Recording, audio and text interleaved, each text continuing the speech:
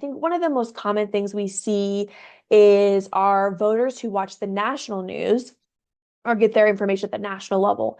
And they're hearing about something that's happening in a different state, and then they call you frantic Okay. or they show up at your office. And I think that that highlights and is great for our listeners to remember that every state is different. In a lot of states, every county is different. In some states, every city is different.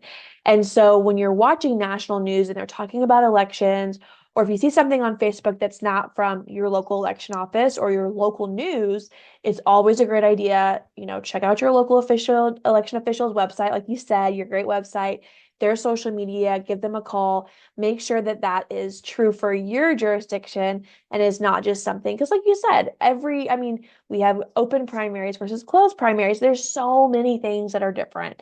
And you hear, crazy stories about people posting things and you just never know what's real. And so it's always good to check in with you, the real professional. And that's why I love you've built those relationships, which is crucial. So you're getting all your voters from those that watch the local news to those that still read the paper to those on Twitter. So I think that that's great. And it's something that I hope all voters, know that they can check out that information for their local people.